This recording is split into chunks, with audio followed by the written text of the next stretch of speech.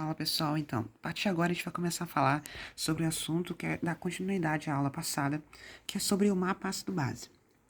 O que seria exatamente o mapa ácido base? A gente vai utilizar os conceitos que a gente viu na aula passada, com relação à força, ácidos e bases fortes e fracos, para conseguir montar esse mapa, tá certo? Porque que a gente tem? Nesse mapa ácido base, os ácidos e as bases que existem, eles vão ser ordenados em função da capacidade de doar ou receber prótons. Ou seja, com relação à sua força, tá certo? Quem é mais forte e quem é mais fraco. Diante disso, cada espécie vai ter o seu próprio valor de pKa. Aí a gente entra nesse assunto. O que seria o pKa? Para a gente entender o que é pKa, a gente faz uma associação com o pH, tá certo? Então, o que é o pH? Se a gente lembrar, o pH é o que? A gente colocava que é menos log da consideração de H+. O pKa vai ser a mesma coisa, o que? A gente vai substituir esse P por menos log. Então, o pKa vai ser o quê? Menos log do Ka. O Ka a gente sabe o que é. O Ka é a constante de acidez que a gente viu na aula passada, tá certo? Se for ácido, vai ser o Ka. Se for bases, a gente vai analisar o Kb, tá certo? Diante disso, existe uma relação que a gente usa para determinar com relação ao Ka, ao pKa, a força dessa substância, tá certo? Então, o que a gente tem? A gente diz que quanto maior for o nosso Ka, a gente vai ter o quê? Maior vai ser a nossa força do nosso ácido, tá certo? Essa é uma relação que a gente tem. Só que, quanto ao pKa, já vai ser uma relação inversa, porque a gente tem aqui, ó, Ka está com um sinal de menos log, então é uma relação, a gente diria, inversa. Então, quanto maior o Ka, maior a força do ácido e menor vai ser o seu pKa, tá certo? Então, a gente vai... E por que é importante saber o pKa? Porque no mapa ácido-base, a gente vai analisar de acordo com o valor do pKa, tá certo? Aí você pode perguntar, por que a gente não usa o valor do Ka? Porque o Ka geralmente é expresso em potência, né? Geralmente, Ka a gente expressa assim, ó, tipo 2 vezes 10 ao cubo, a menos 3, ou, tá certo? Agora o pK já sai um valor fixo. Por exemplo, um valor tipo 2,3, 4,7. Então isso fica mais fácil da gente comparar os valores com o número decimal do que de uma forma de potência, que a gente tem que fazer uma interpretação maior, tá certo? Segundo ponto, como que esse mapa ácido-base se faz?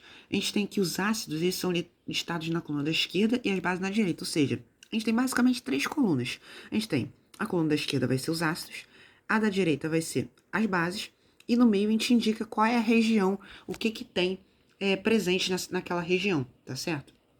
Então, basicamente é assim que se constrói. A gente já vai ver direitinho como que se forma. E uma terceira consideração que a gente já falou na aula passada é que quanto mais forte for um ácido, mais fraca será a sua base conjugada. E o oposto também é válido, ou seja, quanto mais forte for a base, mais fraco vai ser o seu ácido conjugado. Então, antes da gente mostrar, existem umas certas conversões que às vezes se faz necessário a gente fazer para a gente achar o valor do pKa ou do Ka de alguma substância. Que é o quê? Tudo parte dessa relação aqui, ó. A gente tem que o Ka vezes o Kb de uma certa substância vai ser igual ao Kw. Se a gente lembrar, o Kw tem valor fixo, ou seja, 1 vezes 10 é menos 14. Então, por exemplo, às vezes você está trabalhando com ácido, só que o problema vai e te dá a constante de basicidade. Poxa, com a constante de basicidade você não tem como fazer nada, você está trabalhando com ácido, então você às vezes tem que fazer essa conversão. Aí, por meio desse valor, você, por exemplo, você quer saber o Ka, você tem o Kb e o Kw é fixo. Então, basta você achar o Ka. Então, como que a gente acha o Ka, por exemplo? Basta a gente passar esse Kb para o outro lado dividindo. Então, vai ser o quê? A gente vai ter Kw dividido por Kb. A gente acha o Ka. Também pode acontecer o oposto. Você está trabalhando com uma base, só que o problema te dá o Ka. Você tem o Ka, tem o Kw, falta achar o Kb. Então, o que você faz? Passa o Ka dividindo, então você vai ter que o Kb vai ser o quê? Kw dividido por Ka, tá certo? Tudo deriva a partir dessa relação fundamental aqui, tá certo?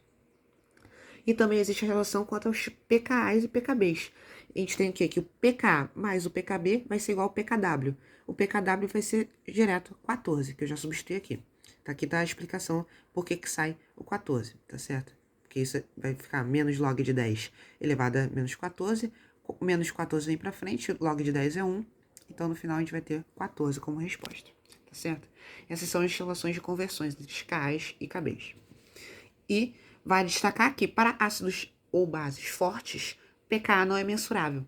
Por quê? Por que não é mensurável? Porque ele não vai ter um equilíbrio, tá certo? Se ele é forte, ele vai estar ionizado completamente, como a gente viu na aula passada, por exemplo, o HCl. Ele, ao reagir com a água, ele não sofre equilíbrio, ele se ioniza completamente. Ele vai gerar H3 ou mais, cloreto. Ele não vai ter um equilíbrio. Agora, se a gente pega, por exemplo, o ácido nitroso, por exemplo, ele é um ácido fraco, moderado. Então ele vai ter um equilíbrio. Quando ele reage com a água, ele vai gerar o quê? Vai gerar H3 ou mais e nitrito. Só que vai estar um equilíbrio. Então ele vai ter um pKa associado a ele, tá certo? Então, vamos lá ver como que se dá esse quadro, né, ácido-base. O que a gente tem aqui? A gente tem basicamente, no primeiro lado, coluna da esquerda, a gente tem os ácidos, coluna da direita, as bases, tá certo? Como que a gente olha a força de cada uma dessas? Os ácidos, a força sobe, aumenta de baixo para cima. Ou seja, NH3, nesse caso, nesses exemplos de ácido, porque existem outros ácidos presentes. O NH3 é o ácido mais fraco e esses ácidos aqui são os ácidos mais fortes. Agora, e nas bases, o raciocínio é o oposto. Ou seja, a força aumenta de cima para baixo. Ou seja, aqui em cima estão as bases mais fracas e aqui embaixo as bases mais fortes. Tá certo? E como que a gente classifica as regiões? A gente classifica as regiões de acordo com o meio que a gente está trabalhando. Nesse caso, esse mapa ácido-base trata-se do meio aquoso. Então, a gente vai ter duas linhas que vão separar, demarcar as regiões. A gente vai ter, se a gente, por exemplo, a gente vai de acordo com as autoionizações. Se a gente tem, por exemplo, a água, ela gera H3 ou mais e OH-, a autoionização dela. Então, uma área vai demarcar a área da parte ácida, a outra área vai demarcar a parte da parte mais básica. Quem é o ácido proveniente da água? O H3 ou mais. Então, ele tá aqui, ó. H3 ou mais e água. Por quê? A gente faz isso aqui. Para cima, são todos ácidos, fortes. Acima do ácido proveniente da água, todos são fortes. Para baixo, são os ácidos moderados a fracos. Tá certo? Então, é isso que a gente tem. Agora, e lembra que a gente falou na aula passada que o íon hidrônio é o íon mais forte, é um ácido mais forte do que a água? Então, por isso ele demarca inicialmente aqui. Enquanto a água, se você reparar como ácido, tá lá embaixo, tá certo? Porque o hidrônio é mais forte do que a água. E da mesma forma, agora a gente, para demarcar a área básica, a área mais fraca, a gente tem o quê? Qual é a base proveniente da água? O OH-. Então, o OH- é a base mais forte no meio aquoso. Então, por isso que ela fica lá embaixo. Por quê? Ela é muito forte. Então, ela vai demarcar que para baixo dela só tem bases fortes, enquanto para cima só vai ter bases fracas a moderadas. Tá certo? É esse o raciocínio que a gente tem que ter. Então, se a gente separar aqui, a gente tem ó, a região 1, que é acima do íon H3 ou mais. A gente só tem ácidos mais fortes, consequentemente as bases mais fracas, tá certo? E vale destacar que não existe HX em meio aquoso. Por quê? Se os ácidos aqui são fortes, eles vão estar totalmente ionizados aos seus respectivas bases conjugadas, tá certo? Que eles vão estar completamente ionizados. Todos eles vão possuir a mesma força. Vai destacar isso que eu acabei de falar. Todos eles aqui vão exibir a mesma força. A mesma força. Porque todos tendem a um grau de ionização de 100%. Então, não vai haver distinção quanto à sua força. Tá certo? Na mesma forma, aqui o raciocínio se aplica às bases. Ou seja, todas as bases que estiverem abaixo do H- vão exibir a mesma força. Elas vão ser as mais fortes. Por quê? Nessa região de 3, a gente conta as bases mais fortes.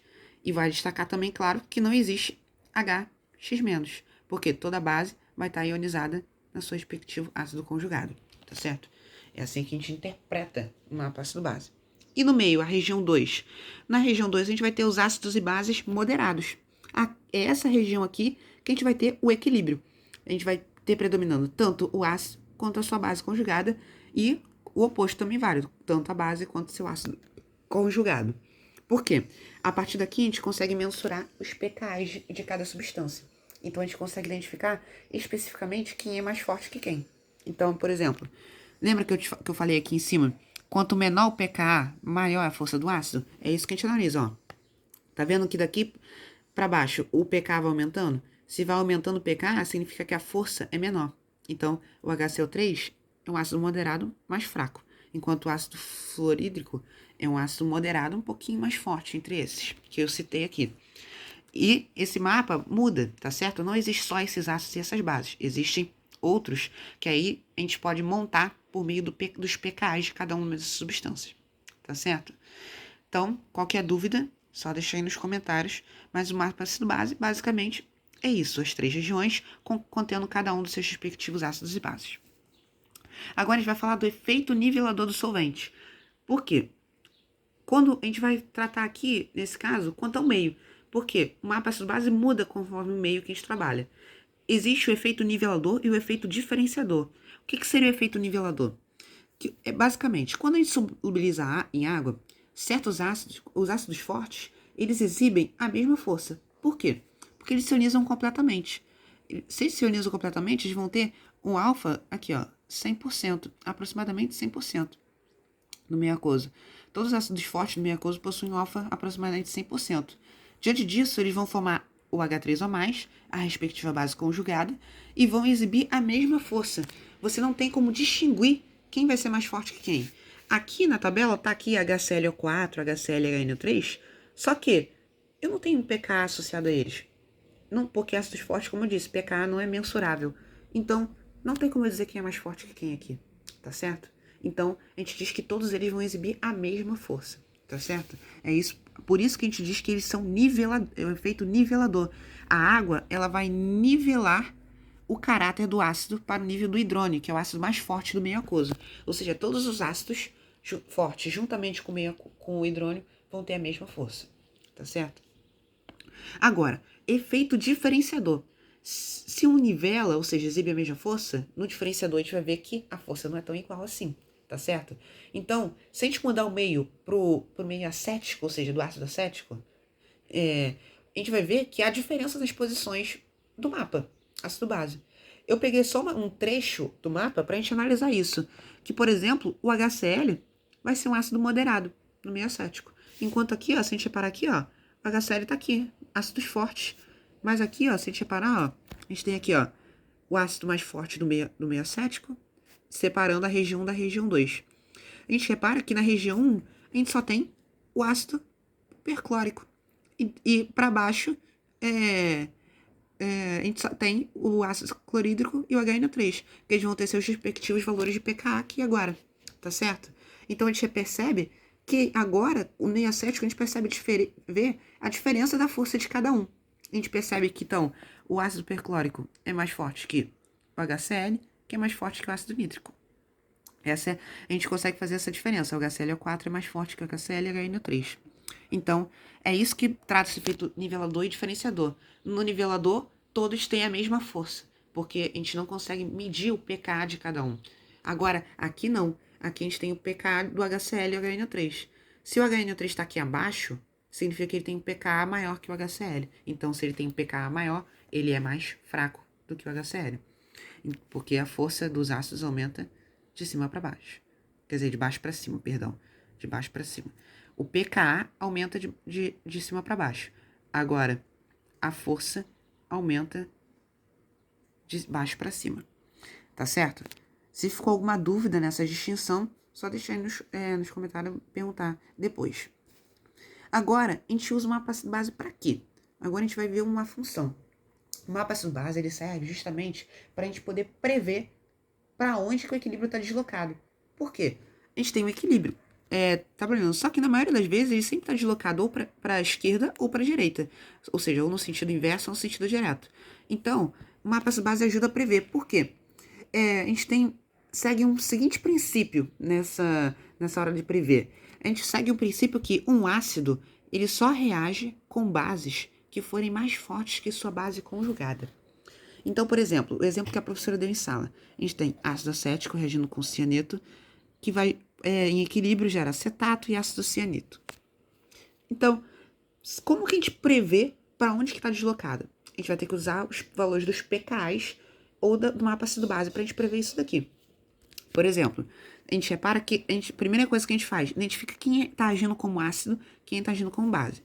Você percebe, ó, que quem tem hidrogênio para doar aqui é o ácido acético. Então, ele vai doar o hidrogênio para o cianeto. Então, a gente tem que... Esse ele age como ácido e o cianeto age como base.